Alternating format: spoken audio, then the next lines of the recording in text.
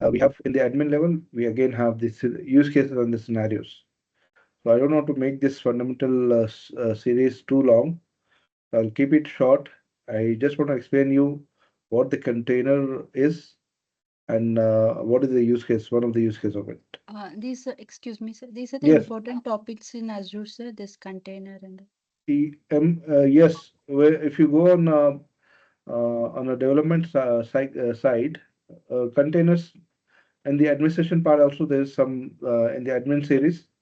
You have some administration, topics covered in that. But yes, you need to understand the containers. It's very important topic.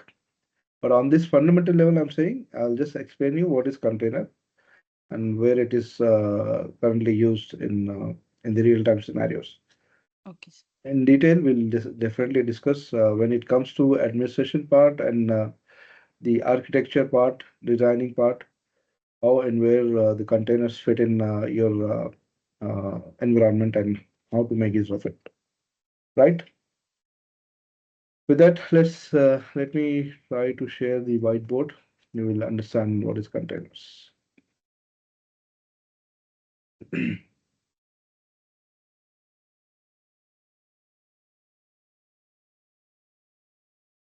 Does everyone know what is Hyper-V, hypervisor is?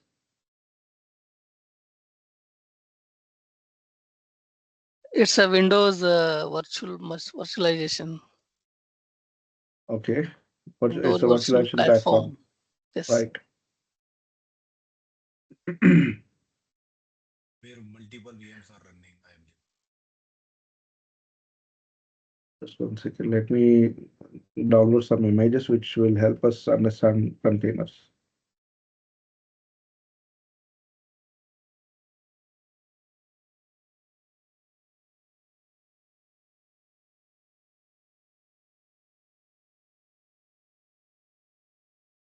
We can say hypervisor is allocating a space for virtual machine, like that you can say, sir. Right. And what about container? Do you know anything about container? So I guess Storing nobody all here, virtual machines yeah, no one on here that. has practical knowledge of practical hands-on experience with the containers, I guess. In our, I heard about and I'm working with containers and Kubernetes for Hmm, onboarding, but internally how to create and that I okay. don't know, Let's but see I that. know about. I'll see Okay, here again. I'm just going to give you the explanation, basic understanding of what container is. okay. Just bear with me for a minute. I'm going to share the whiteboard.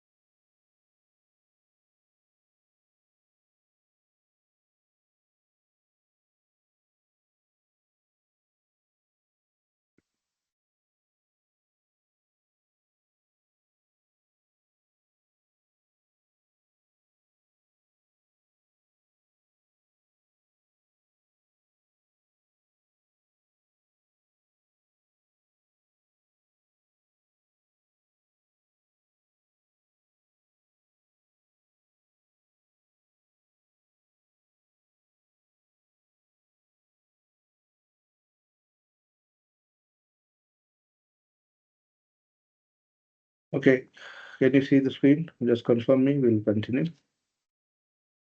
Yes, we can. the whiteboard. Okay, Yes, yes. right. Let's grab a file here. Okay, this is a very good high level what the container is. Right. So as you see here, there's a comparison here basically with a hypervisor with the virtual machines. And I hope all of the all of you have at least experienced how to create a virtual machines using whatever technology you have used. So what does the virtual machines? What is the virtual machine? It's It's you're building a server on top of the hardware. You're emulating the hardware and creating different virtual machines on a single physical server. So if you are a new user, someone who is very new to have virtualization, I'll explain you what it is. Let's say it doesn't have to be a server. Let's say you have a PC, your home PC, which has 250 GB of hard disk, the storage capacity. You have two CPUs, and although in the PCs you hardly get two CPUs. Okay, let's say you have 16 GB of RAM. Okay, this is your PC, and you're running. You must be running one of the Windows, any operating system, and whether it is Windows or Linux, it's your choice what you run. Now, on top of this one physical server, you can create multiple virtual machines, right? Now, this is very good for testing and doing some labs on your PC.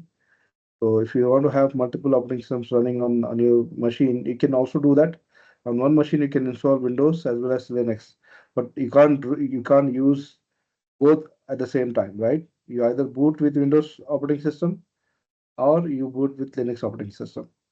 Now, what if I want to have both environments set up parallelly and I want to work on both? So there's a technology called hypervisor. Okay, or it is also called as Hyper-V in Microsoft products. And what is the other product we use for virtualization? Anyone apart from Hyper-V? Yes, I want to hear from you. Did anyone create a virtual machine on their PCs? I did on VMware. I think that is different. VMware, exactly. So that's what I want to hear from you. VMware, One yeah. is hypervisor, which is from Microsoft. Then we have VMware, and there are many technologies which are available right now VB, these days. Oracle VB. VirtualBox from Oracle, right? So these are your uh, virtualization softwares or the platforms which you need to install on top of your operating system, or even in hypervisor, you have different kinds. If it is for the servers, here we are taking an example of the PC. Let me move this image. Can I move the image? Okay, let's understand this. So I have a PC. I'm running one of the hypervisor technology, either Hyper-V from Microsoft, VMware from the VMware Solutions, which is now owned by a company called Broadcom. And VirtualBox is another virtualization technology, which is from Oracle systems, right? So once you install this, what you can do is you can create multiple virtual machines on top of one PC, right? With different configuration, different OS. Let's say I create Windows, Linux, and I can also have a Mac operating system. So I can create three different virtual machines. Though I have one physical PC, I'm able to create different virtual machines, and I can have different operating system installed on it, and different applications running in each operating system. So this you can create a virtual network between these systems as well, and you can also access the internet which is available for this PC through the virtual machines, right? This is all possible with the help of virtualization technology, which you see here in the whiteboard hypervisor. This is what we are talking about. So you have your hardware where you have your motherboard on the system, you have the CPU, RAM, hard disk, network interface card, everything physically available on in your host hardware. So here is the concept of host and guest. You have the host OS and you have the guest OS. So the virtual machines which you install, they are called guest machines, and this is the host machine. And in simple terms, what is the host and the guest? So you have a hardware, you must have one of the operating system. Although when it comes to the servers, you don't really need even you don't need the operating system. You can directly install the hypervisor on something called bare metal machines. So you can have hardware on top of that hypervisor directly. This is an optional thing for the servers where you run the number of big number of virtual machines. But in general scenarios, you will have hardware operating system, hypervisor, and on top of that, you can create the virtual machines.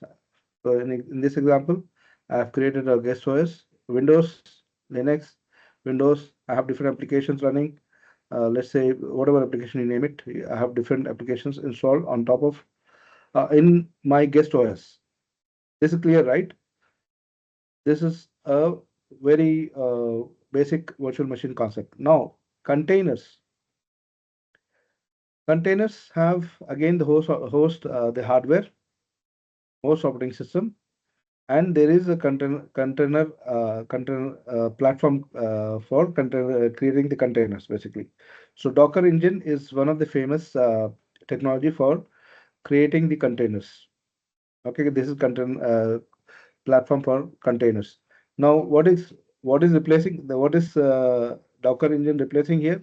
It's replacing the hypervisor layer. So instead of hypervisor, we are having Docker engine running, and on top of that, you're creating the applications, containers. These are called containers. Okay. So what is the key difference here? Here, let's go back to our slides. I'll explain you.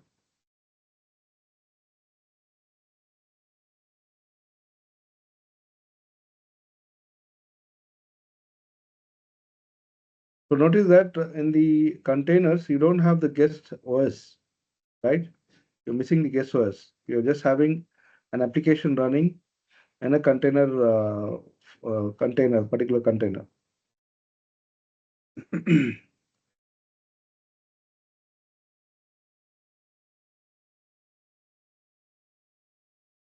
Okay, my question here, let me ask you the understanding of virtual machines.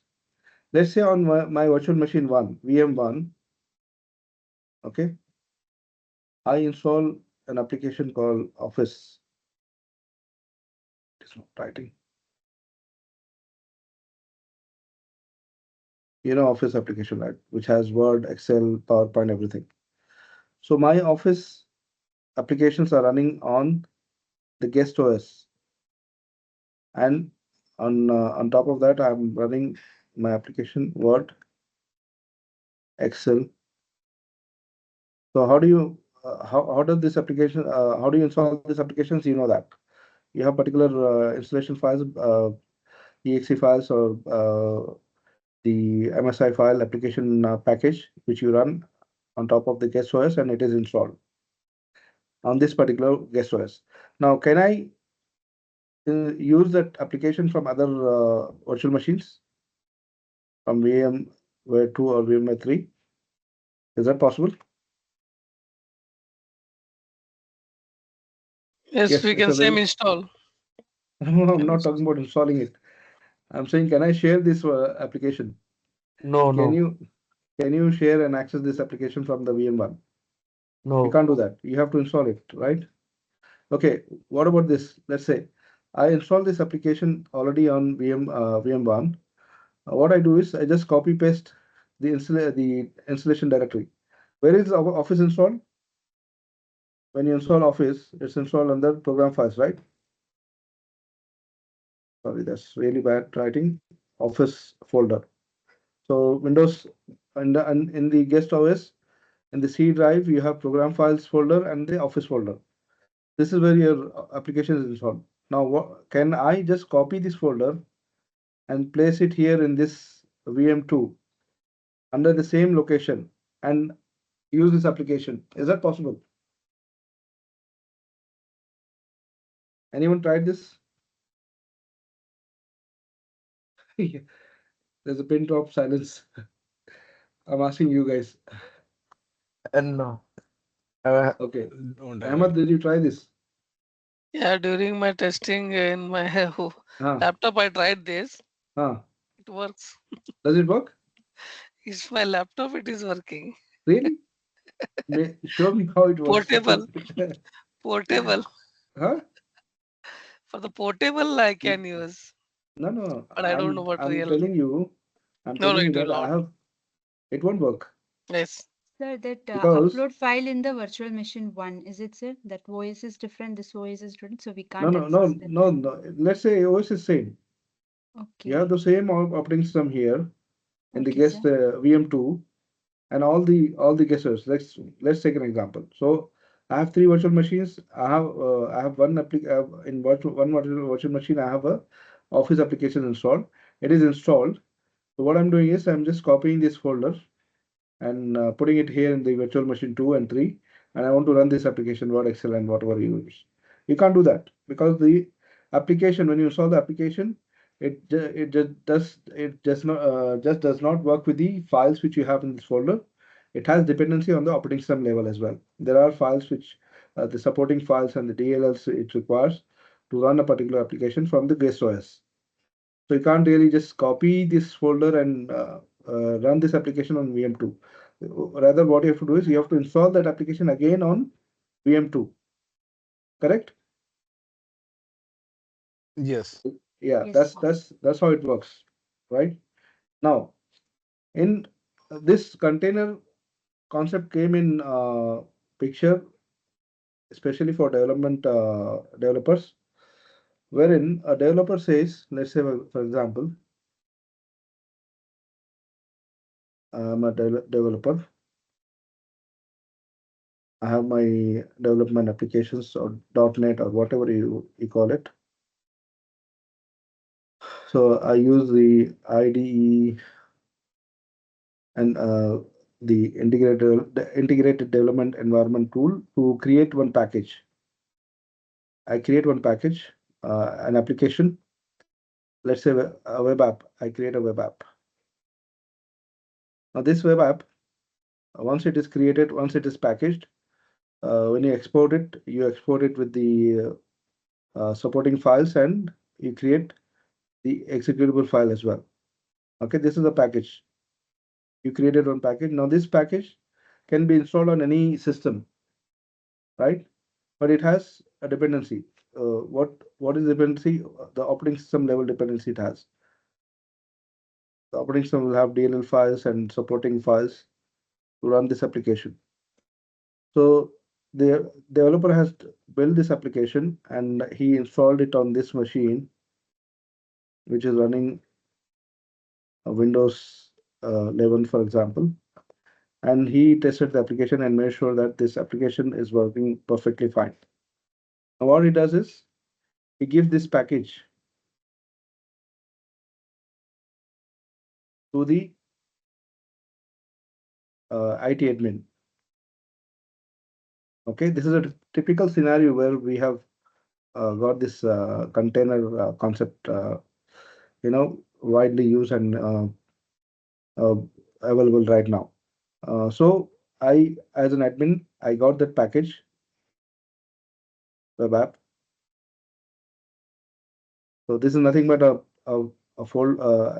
package with .exe and all the supporting files to run and install that application. Supporting files. Now I install as an admin, I install this application and I'm installing this on Windows Server,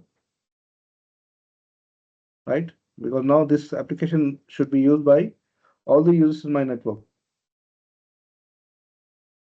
right? So the administrator says while installing is facing some errors. Application installation fails or application is installed successfully, but all the functions doesn't work, right? Some feature works and some of the features doesn't work. So now what as a developer, you will argue with an IT admin that saying that developed this application and installed it on my PC and it works 100% perfectly fine. Whereas The IT admin says, no, it is not getting installed, or it is installed, and I'm getting certain features not functional. Something is working, something is not working. So there is a constant argument between the developers and the IT administrators, right? So what is the solution? So the developer says it works on my machine, so it should work everywhere. Is that the case? This is now if you look at it, he is running this application on Windows 11. He built this application, he developed this application on a specific OS platform, and every OS is different, right?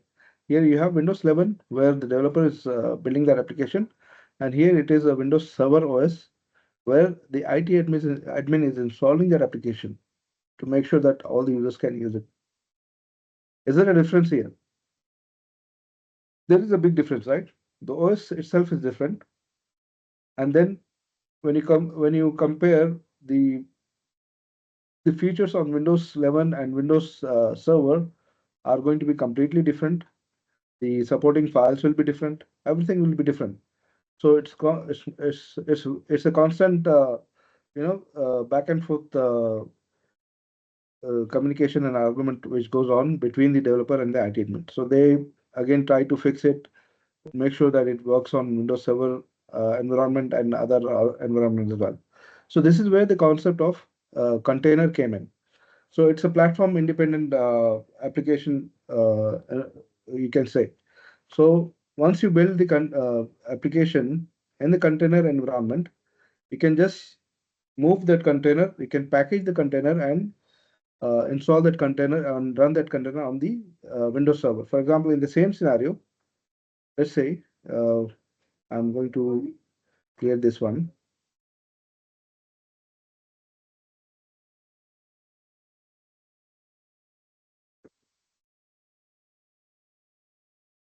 I have the similar scenario now. Whereas what I'm doing is I'm using a uh, containerized application. I'm building a container application.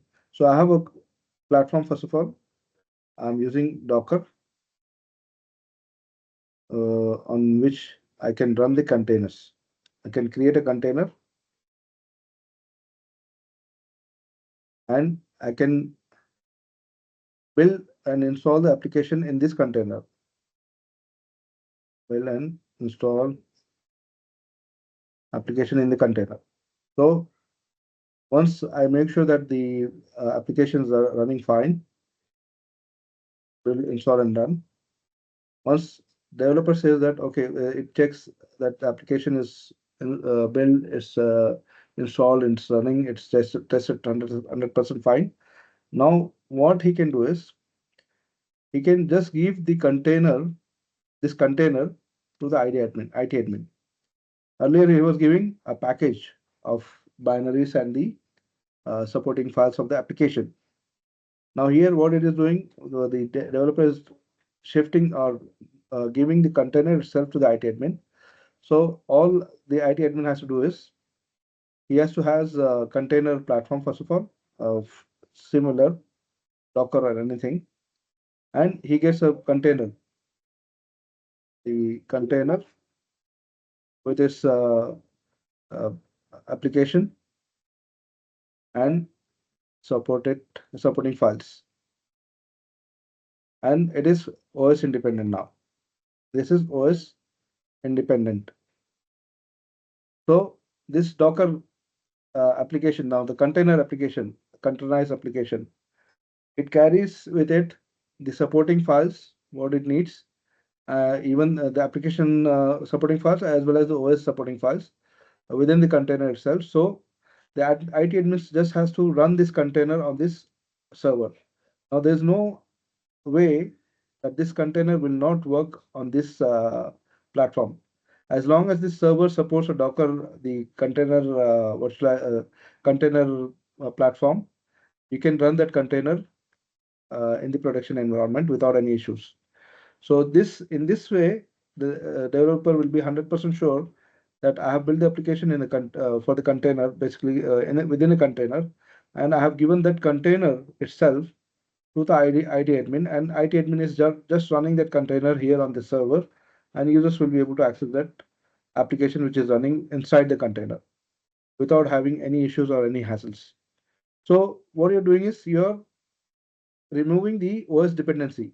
Though it is this application is built on Windows 11 platform, but the common factor here is it is running on top of Docker layer. So instead of Hyper-V, we have here Docker on which you are creating a container, and that container you are shifting to or giving it to the IT admin, and it can run on any platform, whether it is a Windows OS or the Linux OS.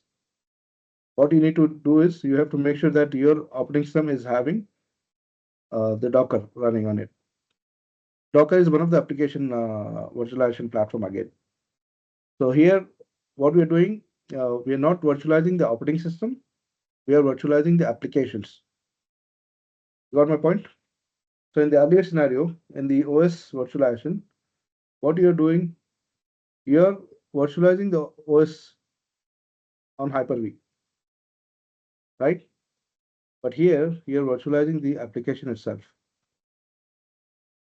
So you're creating the containers with the applications installed in it, which can run on any OS, whether it is Windows or Linux or whatever, as long as you have this virtualization platform running, Docker or anything which is equivalent to it. Like for example, in hypervisor, we have seen it can be a VMware, it can be a VBox, or it can be any of this. Similarly, Docker is one of those technologies which can do the container application virtualization. I hope that is clear so far what I have explained. And if you have any doubt, you can ask me before we continue. And this will be clarified again going forward in our next slides. Okay, these individual applications have like again the IP addresses. How to Yes, recognize that? it will have its own configuration. You can define, you can assign the IP addresses, you can assign the host name to it, Host name, IP address, everything. It's a stripped and down. You can say it is a stripped down version of operating system running inside of container. okay, synchronize only specific application is running with all the Okay, IP for addresses and all. example, you are installing a web server. Okay, Okay. now if you have a virtual machine, for example, now that virtual machine runs, it's nothing but a full OS, right? It's running the full operating system. Yes. When you talk about full operating system, it has many features and many applications which you can install and run on it. Whereas in the container, I'm in the within the container, it creates a stripped down version of operating system, and the features it will activate only required for what application you're running on it. You got my point? So it doesn't run anything else apart from what is required for that particular application to run. So we'll see how it is done. It's all done through the help of container platforms. Okay. Any doubt here? I'm sure you'll have doubts. Those who are totally new to it, you'll definitely have many doubts, and it will be cleared in next sessions and next slides. But this is the fundamental, you know, uh, fundamental building blocks of the container. When you compare VMware to virtualizing the virtual machines, creating the virtual machines and creating the containers. So here, what you're doing is you're if you look at it, if you run the full OS, it needs more resources. It will take more time to boot because you're running the full operating system, and then on top of that, it will take time to run the application, right? So it is resource now. Uh, Most of the IT, especially for applications, most of the applications are built in container platforms.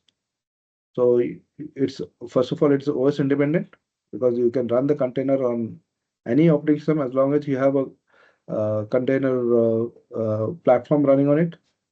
And secondly, it will be faster than these two. So if I have the same application, let's say I'm running Nginx. Does anyone know what is Nginx? Anyone? No, no. It's a web application. It's a web server from in the Linux operating system. Okay, in Windows you have something called IIS application, which helps you to create and run the web applications or the websites. So if I need to run this Nginx here, if I'm running here Nginx application, so when I'm starting the virtual machine, first of all, this virtual machine for the OS itself, it requires a certain amount of disk space, right? If you are having Windows 11, it says at least you should have 8 GB of free space. Just an example, and you should have at least 8 GB of RAM. So you have this requirement for the OS, whether it is physical or virtual. You have to make sure that you meet the minimum requirement for that operating system to run. And then on top of that, you can install this application or whatever application you want. So when you start this virtual machine, it takes time. First of all, it's taking the resource of your server, the underlying hardware, and then it also takes time to load up and run this application, Nginx application. Whereas here, there is no OS loading here. Operating system is not loading. It's a container. It's a very minimal OS footprint with application running on it, and with the very bare minimum requirement for this application to run. For example, it needs only 100 MB disk space, and it needs only 1 GB of RAM to run. So you see the difference here. If you're running the same application on the virtual machine, you're losing or wasting so much resource. And on top of that, it is taking time to load and run. Whereas if the same application is installed on the container, it takes less resources and the performance will be much more better than running this application on the virtual machine. And another advantage in the VM, sorry, I'm making too much mess here. On the VM, once you install the application Nginx, okay, it's running and it's confined to this virtual machine. You cannot move this application to another VM, right? You have to install it. Whereas Yes. Nginx, if it is installed in the container, it can be moved from one server. This is one server, right? This is hardware to any other server which is running the Docker or the container platform. You can simply copy paste this whole container and it carries with it the application as well as the OS dependencies. So it's the application with the OS uh, platform with it. So that makes it very flexible to run it on any server or any platform, regardless of what OS you're running on the host OS. So this can be Windows OS, or it can be a Linux OS. You got my point? Yes, understood. So this Hmm. is came because of to reduce the resources and all. So can we Exactly. So install, for this example, is the scenario? next version of virtual machine, you can say. Okay, In I'll just have a scenario like, can we install more than one application in one container? you can do that. For example, we install one web server. So Yes. to protect that, we need antivirus also. We need Yes, to yes, you install can that. do Yes. whatever is required for it to Hmm. protect it, you can do it. Okay. But in practical scenarios, it is meant for a specific application so that it's easily moved across different servers, and it can run on any operating system platform. Yeah, but And security perspectives, if we installing one application that needs to hmm, protect, we have security exactly that you can antiviruses install. and all. Okay. Those are the additional add-ons you can say for that Add-ons. protection Okay. of that application. Okay. Okay, can we carry on? Move forward. Yeah, yeah, someone is having doubt. Who's that? Me I only. huh? It's Okay. So it was you who raised the hand. yes. Okay. We'll see this in practical. It will make more sense to you in the admin series. But on in the fundamentals, it's just required for you to understand that this is what the container in essence means. Masood bhai, I have one doubt here in Yes, container. Yeah, yes. in virtual machine, you are saying that guest OS will be there. Hmm. What about in container? This application will be built on the host operating system. Host operating system. Yes. Okay, okay. So this application can So that communicate with if each you if other. this is important. If you see the screen which I'm sharing, you're getting rid of this hypervisor layer Yeah, here. But instead of that, that is Docker replaced with engine. the Docker or the container platform. Doesn't have to be Okay. Docker particularly, but Oh, this is just an okay. example. But it is Okay. same like work as a hypervisor only, but it is Exactly. work with the containers. That's it. So in this, when you build the container, now this container again, it can talk to the host operating system, and even it can talk to the internet outside your host operating system, like the virtual machine. The virtual Okay. machine is able to talk to other virtual machines on in the same host. It can even talk to the host itself, or it can even go out to the internet. The same Got way, it. this container can talk to other containers within the same host. It can talk to the host itself, or it can even go to the internet and access the services. The main purpose of this is to reduce the unrequired services, not to run on the that. That is the purpose. Yes, you got my point. Let's carry on. We'll be revisiting all this again when we do the practical. Okay. That will actually help you in understanding these things. Okay, I think we have a lot of slides to cover.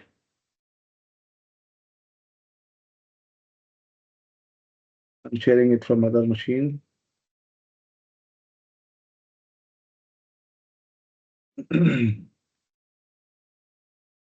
Okay, and containers, you need to understand it is mainly utilized and used by developers. And apart from that, nowadays there are many applications which are coming in a container format. For example, if you have an application like you download the application from internet, let's say Office, you download the Office, right? Office, you need to again install on a particular OS and use it. Same way, there are many application providers now, they are building the containers. So you just download the container and run that container on any operating system. You don't have to install to use it. Got my point? Okay, Yes. so are we good to go? Is Good. it kind of similar like GitHub?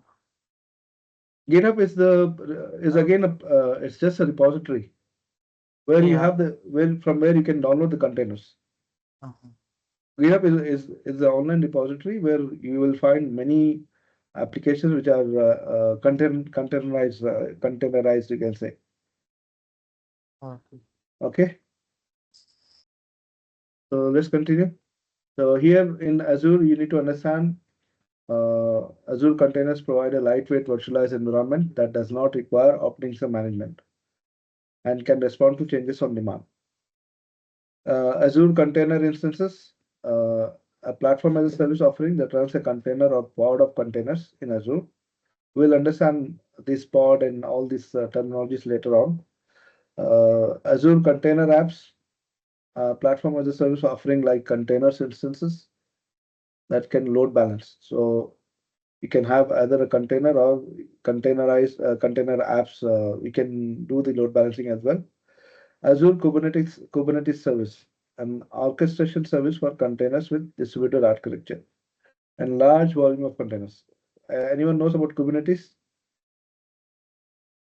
Kubernetes is a platform to manage many containers in through one single console. So it's a orchestration service. You can do many things with it. We'll see this later. For now, just understand this is all related to the containers. We'll see the differences between each on the whiteboard later on.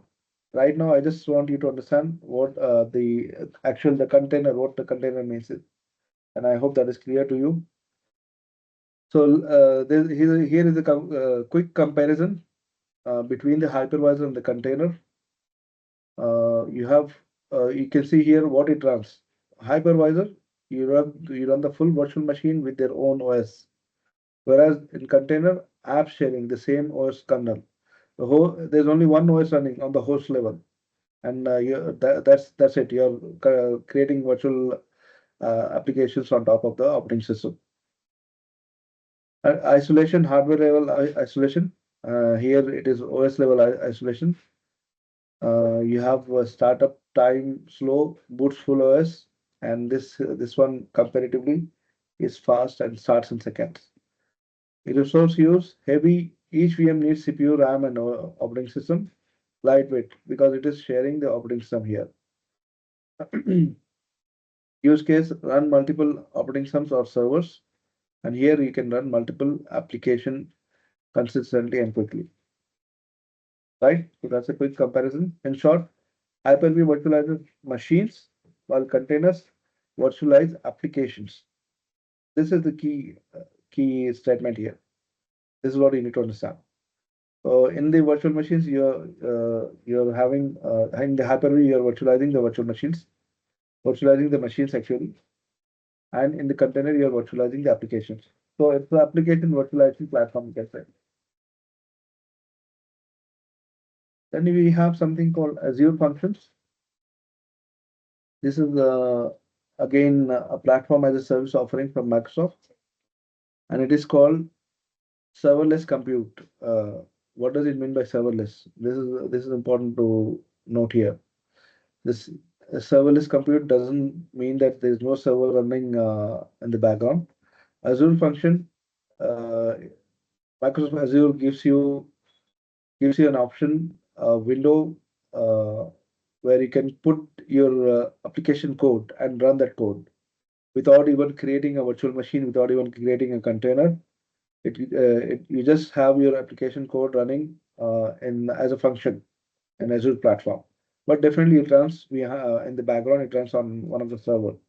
But for you, it is a serverless because you're not bothered to create any server or the container or anything.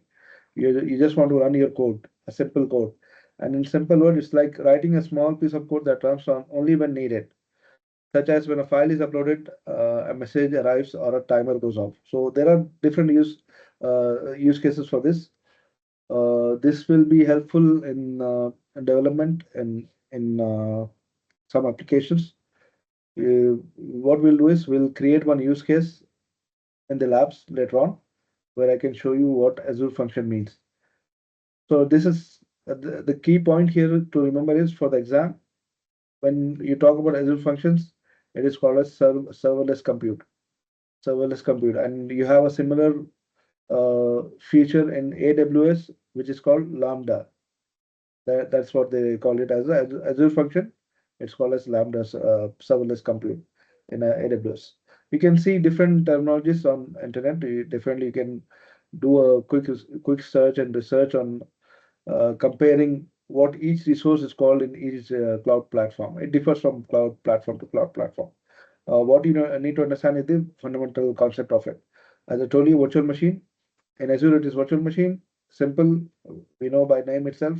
In AWS, it is called EC2 instance, and in Google Cloud, I am not sure what they call it.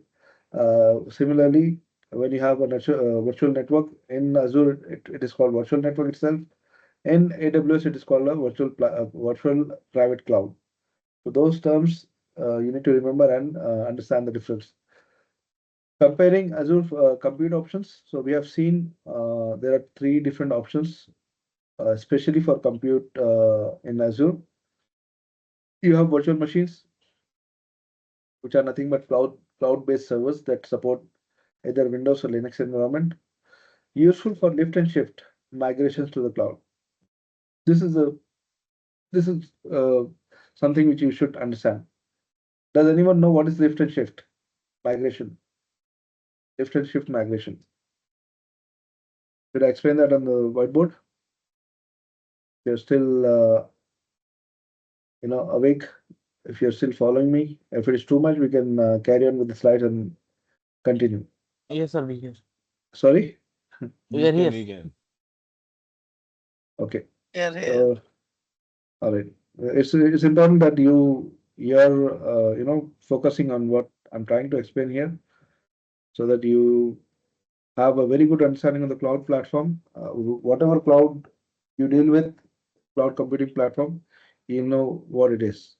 So I'm sharing all the general terms and terminologies and the concepts here. It's not very just specific to Azure. So lift and shift, when it is required, I hope. Oh, I was sharing the whiteboard until now. No, sir, the slides. No, it is after Okay, that. right, right. So what we have here is two scenarios again. We have a data center on-prem, and we have taken infrastructure as a service model from the cloud, Azure cloud.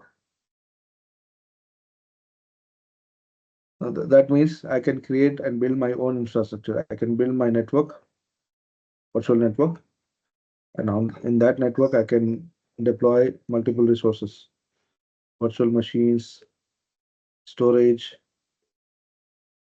SQL Server.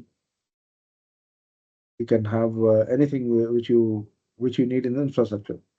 So I'm having my on-prem environment already. I have uh, all the servers running in here in my on-prem environment. Some servers are physical and some are virtual, you can say. When you say virtual servers, you must be having some Hyper-V technology running. Now I have taken this service, Azure Infrastructure as a Service, and I have got the connectivity. I extended my data center. So this is my extended data center.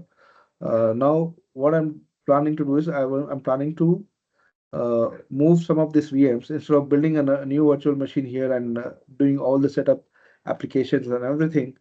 I plan to move this particular virtual machine. For example, this one. I just want to bring it here. Let's say this is my server one and have this created here on my Azure platform, infrastructure as a service platform. So this concept is called as lift and shift. So it's not literally physical lift and shift. You can't really do that in this cloud concepts. You can't do the physical lift and shift. If it is, yes, if it is from your data center to another data center, for example, you got another data center on-prem and you're planning to demolish this site. This is site one, for example, let's say, and this is site two. This is your new facility where you have built your data center. Now, in this scenario, when you say lift and shift, it makes sense because you literally have to, if it is a physical server, you have to lift it and shift it here, whatever by whatever means it takes, physically moving the server from one data center to another data center. But when it comes to the cloud, when you're talking about lift and shift, it will be a virtual migration, right? Understand? This is what lift and shift migration means in the cloud terms. Clear? I'm going to the other screen now.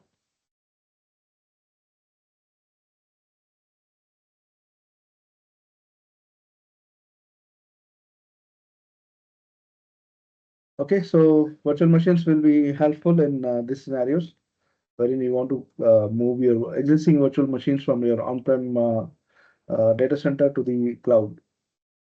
So it runs the complete operating system package, including the host operating system. Virtual machines, virtual desktops provides a cloud-based personal computer Windows desktop experience.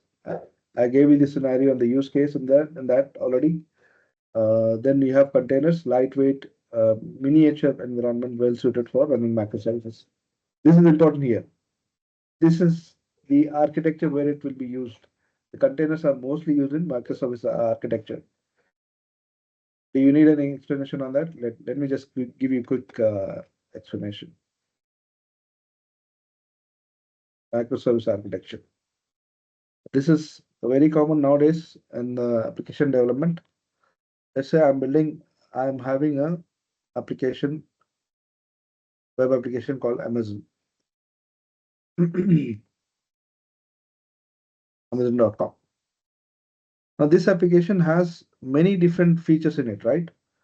We have a cart, right, wherein you have your items which you are trying to buy. You'll add the items to the cart. You have a payment system. You integrate with the payment system, wherein you have different options, card payment or COD or whatever you name it. So this application as a whole, Amazon.com, is built is having multiple features, and you have here product list. Now in the background here, for you as a user, you're seeing one particular page, website page, but in the background, this application is running on an architecture called microservices architecture. Microservices. That means each of this component, what you're seeing, this is one component, one service. This is another service, and this is another service. So how is this possible? This is again possible with the help of containers. Let's say you have a container which is built for product listing. You have a container which is running a function for cart. You have a container which is running a function for payment. So this together builds a microservice architecture wherein if one of the container fails, you don't lose the whole website functionality. The users can still browse and see the list of products what you have. They can still do the payments. But for example, if the cart is down, they might not be able to see add the items to the cart. This is just one example I'm giving you. It might not be the real case, real use case scenario, but this is called a microservice architecture. So application is built in containers, and they are built in the different functions are built with different containers. Clear? Yes, sir. So, yes. So I'm Great. going back. I'm going back to the presentation. So you can see now you can see where the containers are helpful. It's macro. You can build microservices. Each function uh, code related to that function in one particular container you can run it, and you can build the whole website on top of that container. Designed for scalability and resiliency, application services are packaged in container that sit on top of the host operating system. Azure App Service, this is another option which Microsoft gives you. This is again a platform as a service concept wherein you can create the applications directly on Azure platform. So you don't need a virtual machine, and then you build your application on that particular virtual machine on the operating system level. So they give you app service with whatever environment, whatever application coding you're using to build that application, .NET Core, Node.js, Java, Python, or PHP. They give you this particular work environment. On top of that, you can create the applications. So that is done with the help of Azure App Service.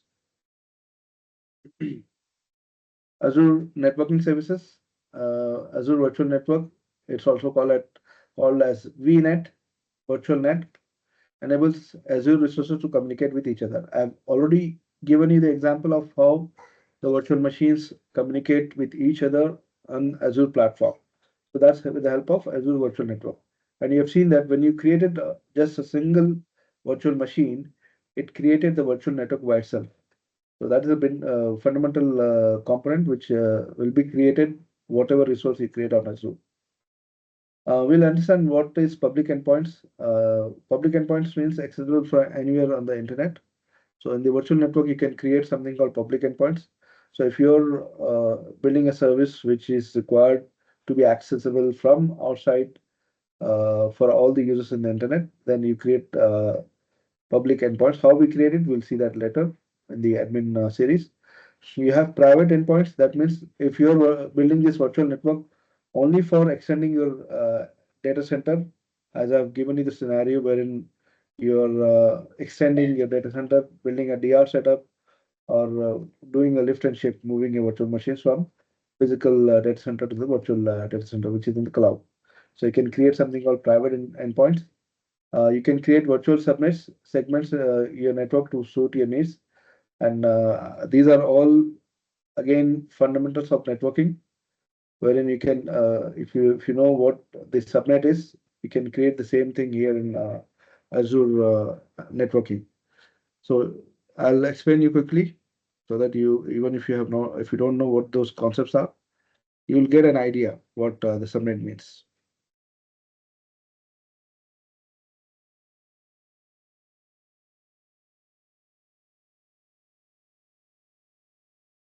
Sir, someone have doubts, sir. Yes, please go ahead with that. Maksud bhai, yeah, before going to that one, so Hmm. can you just brief definition about like what is the relation of Kubernetes and Dockers? If short, Uh, in short, maybe into your Kubernetes details. and Docker. Yes, Okay, Kubernetes and Docker. You want me to explain it on the board? I'll give you that. yes, a I'll board give you and that. what is relation? Just a relation. Relation. There's no relation actually. Hmm. Kubernetes is the orchestration platform. That means you can manage more than one container through one single console. Many containers in one single Many console. containers. Yes, Okay, it's kind of managing. a It's a management yes, tool, management. It's a something like that. management tool, and it is mainly called as orchestrational tool. That means you can automate the container startup and shutdown, and moving the services from one container to other container. You can do Mm, many things with the orchestrator. That's the Azure Kubernetes. Either it is from Google. It is actually Google is the one who came up with the concept of Kubernetes. It is also called as K8s. They call mm, it K8s in short term. So it is for managing the containers. So let's say you have many containers. Okay, these mhm. are all containers. Now, how do you manage it? Like virtual machines, you have to manage each virtual machine separately, right? Yes. Or you need some central tool wherein you can see the performance of each virtual machine and configuration and everything from a single dashboard. Mm, Similarly, Kubernetes is in Google's term, they call it in short K8s, or mm. it is called Kubernetes. So it's an orchestration platform to manage the containers. It makes sense when you have a lot of containers and you have to manage those containers. Yes. Clear? This Azure VNet is similar to Masood bhai VDOM in our net or Not really, more. not really. VDOM Oh, is the concept in the firewall virtualization. okay. So same Okay. thing in checkpoint. What we have so many like gateways, and to Yeah, manage that one, we have one more software called management console. right, So yeah, this is the same thing. Okay. correct. So yes, Khaja, VDOM is not similar to the virtual network. Okay, So Masood bhai. Okay. in Azure, let's say this is Azure, or let's say this is my on-prem data center. My network, my corporate network. So I have a big network.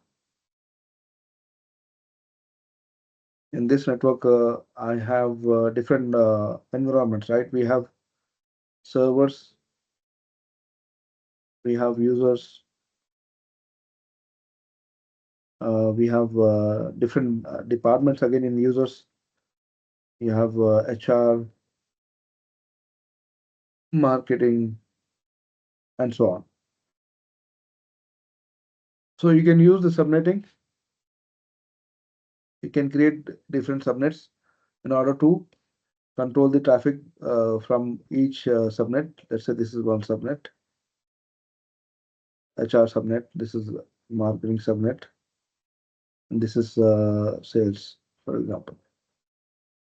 It's called network segmentation, and so there is a separate subnet for servers. Excuse So me, these are sir. subnets. So those who know networking concepts, let's say I have a network of 10.0.0/8. I'm not sure who is not aware of this, but this is a network which can be divided in multiple subnets, right? Yes, So yes, yes. I can create a subnet 10, for example, I 0, think 1, 254, I think. 1 Yeah, dot 1.0.0 slash 24, 10 yeah. dot 2.0.0 slash 24. I can create multiple subnets. So what happens is this becomes boundaries for the network devices which are in particular subnet. So this is, for example, 10.1.0.0 slash 24. This is 10.2.0.0 slash 24, and this is 10.3.0 slash 24. Okay, these are different subnets, but the network is one big network, and I have a server subnet which is again different from the user subnet. So this helps in managing the network communication in the environment. So similarly, in Azure, you can build a network. You have to build one virtual. It is called VNet, virtual network, and that network you can divide in different subnets. Definitely, you will not have user base on the Azure. You will have different servers, server and environments, right? So if you replicate the same thing in Azure, so I create Azure VNet with the bigger IP range /8. In this virtual network, I create different environments. For example, this is my dev environment. So I assign a separate subnet 10.1.0/24, for example. So all my servers or components which I deploy in Azure or resources in dev environment, they can talk to each other within the subnet, but not outside the subnet. So, for example, I have another subnet which is called production, where I have my servers deployed, and these are production servers which are serving the services to the users. So in this case, what happens is I can control the communication between these two subnets, and I can totally segregate the traffic, right? So these are subnets. So in Azure, you can create the virtual network, one big virtual network, and you can divide that network in different subnets, subnetworks. When you say subnet, it is a subnetwork. Understand? Is that Yes, clear? yes. Yes. Yeah, virtual subnets. And then we have something called network peering.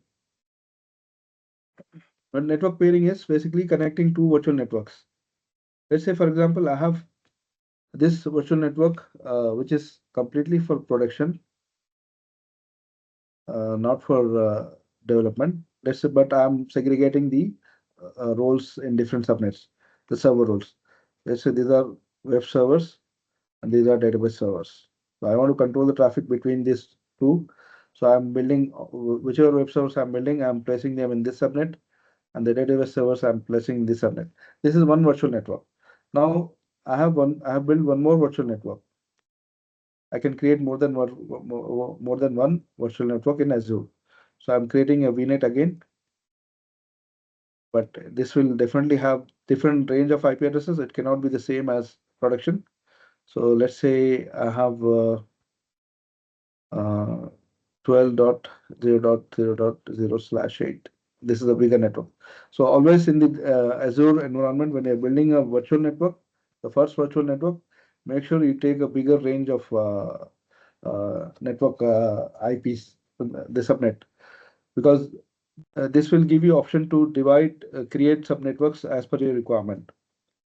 So if you know the network basics, in this range, you will know how many networks you can create, subnetworks, and how many hosts you can have, the IP addresses, how many hosts you can assign, right?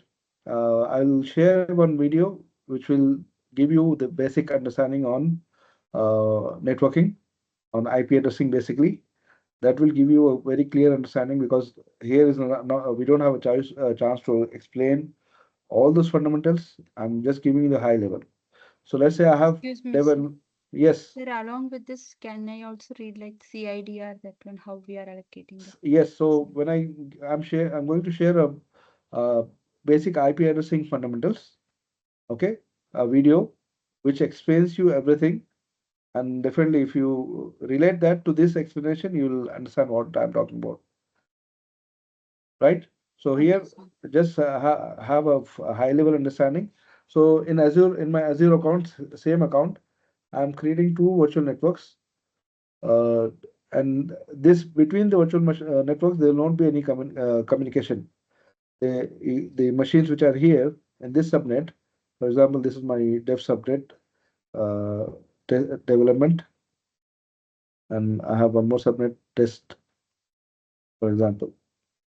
So I can enable the communication, and they can these two different subnets within the virtual network can communicate to each other. But between the virtual networks, this is my virtual network. This is my production virtual network. There's no connectivity unless you establish something called VNet peering. You can configure VNet peering. That means you're connecting two virtual networks to talk to each other. So this is also, we'll see how we can do that in admin series, the practicals. Right, I'm going back to the other screen.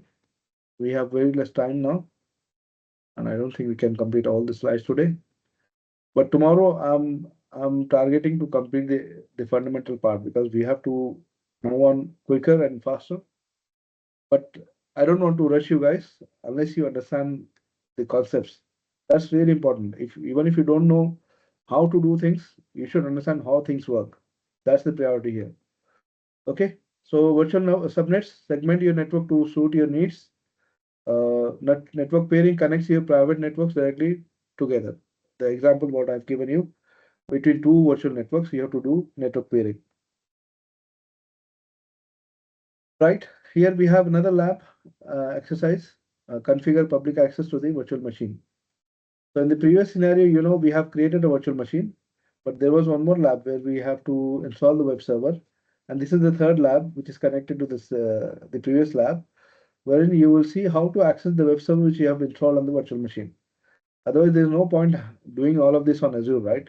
You're building a virtual machine, you're installing the web server, and if it is not accessible to the users out over the internet, it makes no sense of having all of that on your platform, an Azure platform.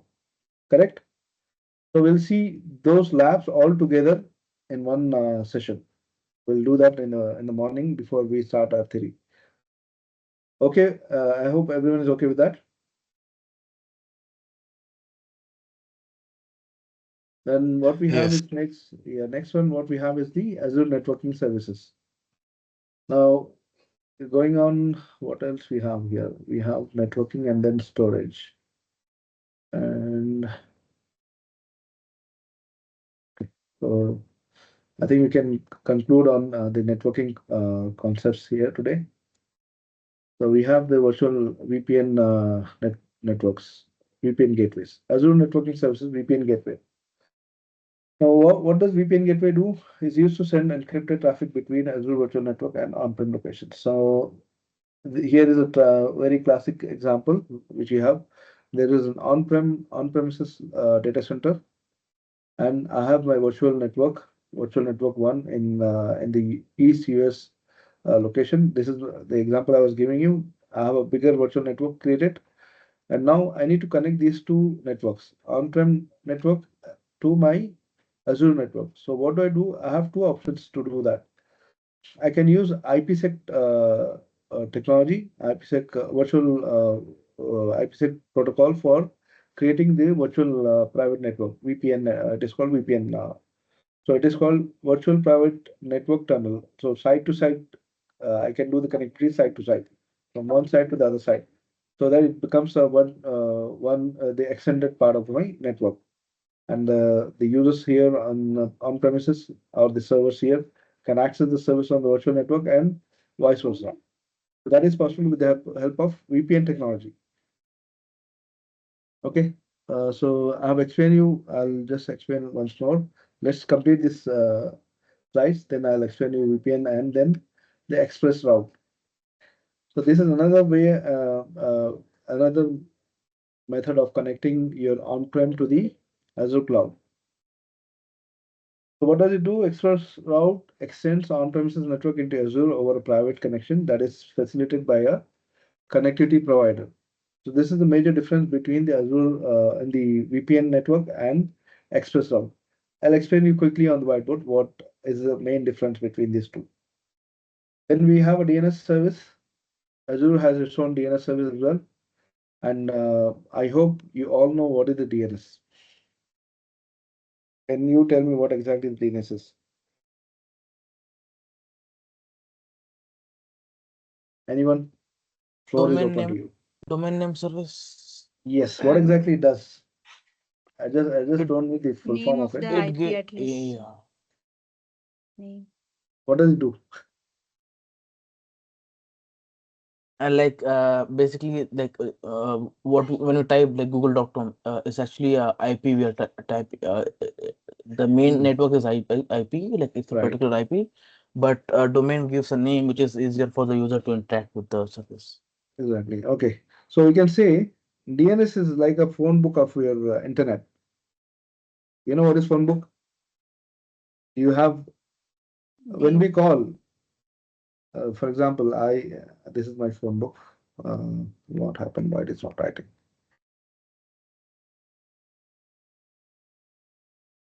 There's something wrong with my pen.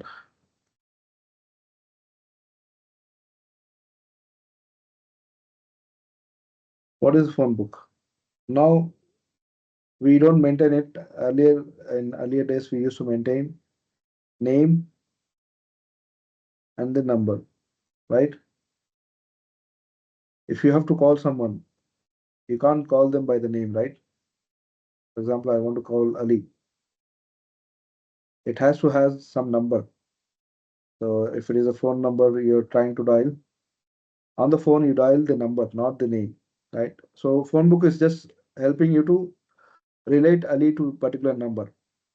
Same way what we're doing these days on our phones, when we want to save anyone's number, we put the name, right? We don't call everyone by the number. We don't even remember the numbers now. Correct. So if I have to call Ahmed, I don't know what is his mobile number. I have my phone, the contact list where I have saved Ahmed's number by a name.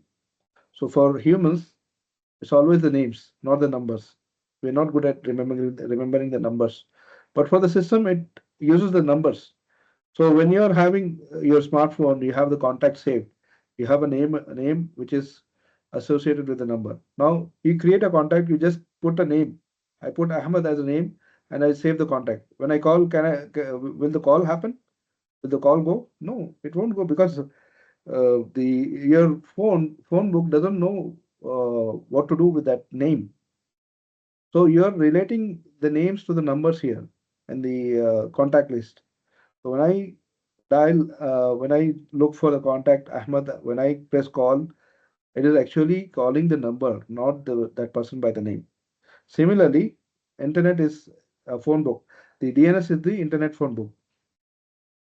So when you're accessing a site, that's really bad. So for example, google.com. Now what is happening in the background? Your computer, if it is a laptop or whatever you're using to access this, does not understand what this means. Okay. So what it knows is that okay, there is a service called DNS, and there will be a server called a DNS server which will have this information. So either this DNS server will have the mapping of google.com to its actual IP address. This is where the IP address works, right? So your DNS server, when the request comes, your PC definitely knows where's the DNS server. If it doesn't know, then you can't really access this by the name. Of course, you can type an IP address and access it, but you need a DNS server. DNS server is your phone book for the internet services. So DNS server knows, okay, for google.com, this is the IP address, for example, 8.8.8. So it returns the IP address to your machine. Then over the internet, There cannot be two google.com servers. I mean, there cannot be two servers which are having the same address. It will be unique public address. So once your request goes over to the internet, this is a very complex mechanism in the background. I'm just simplifying it, how it happens. So your server ends up reaching the google.com. So it's DNS is nothing but a phone book for the internet. Is it clear as a concept? Yes. Yeah. Yes. So let's move on. So we were talking about VPN and express route.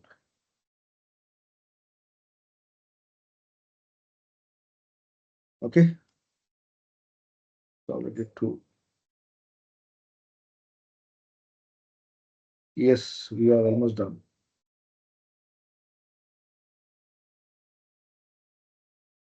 Yeah, it's getting too long, the session. It's two already. We are just wrapping up with this explanation. So when I have a data center, on-prem data center, and I have a cloud, wherein I have built my infrastructure as a service. Now, how do you connect between these two? Obviously, I need to have internet connectivity. That's the basic requirement. I need internet, and the cloud is already connected to internet, right? Now, in order to have a secure connectivity, because internet is an open network and it's a public network. So whatever you transfer through internet from one side to the other side, it will be accessible or available to everyone. So we have a technology called VPN, which helps us make this connectivity secure. So what it will do is it will create a tunnel, VPN tunnel between the cloud and on-prem. Though it is still going through, virtually it is going through the cloud, the connectivity is still going through the cloud, but it is forming a virtual tunnel which will be encrypted. So the data transfer which is happening from on-prem to the cloud or the cloud to the on-prem is secure. So this is called VPN connectivity. So it relies on internet connectivity. On both the sides, you need internet connectivity, right? And there are limitations and there are many drawbacks of going with VPN. There are VPN option. So there is another option called express route. So you're if you need a higher speed connectivity with the cloud, so if you're building your cloud as another secondary data center, let's say, so you should have a very high speed connectivity, and if your data transfer is very high, you will go with the option of express route. Now, express route, the difference, what you see here is it's not passing through the internet. This connectivity is provided by your ISP. So they'll lay the cable between your data center and the cloud, and that connectivity is called express route. And by the name and by the function, it will be express and high speed connectivity between your data center and the cloud. The cloud is nothing but a data center, right? In the back end, it is nothing but another data center. So you can have a point-to-point connectivity between your data center and the cloud. That's the express route. So these are two options available for having a connectivity between your data center and on-prem between on-prem data center and the cloud data center. Is that clear as a concept? Yes, sir. Sir.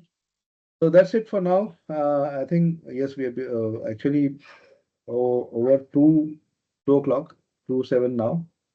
It's getting too long, and we have many things to cover. But we'll stop here today, and we'll continue tomorrow. And I want to target to complete the fundamentals by tomorrow, inshallah. See you guys tomorrow. Be on time, please. And if you have not done the labs, try to do the labs yourself. And I'll take you through the demos as well. Okay. Have a good day and take care. Thank you. See Thank you, you. sir. Thank you See you. guys. Thank you. Jazakumullah. Bye. Bye. Assalamu Bye. alaikum. Waalaikum salam. Alaikum assalam.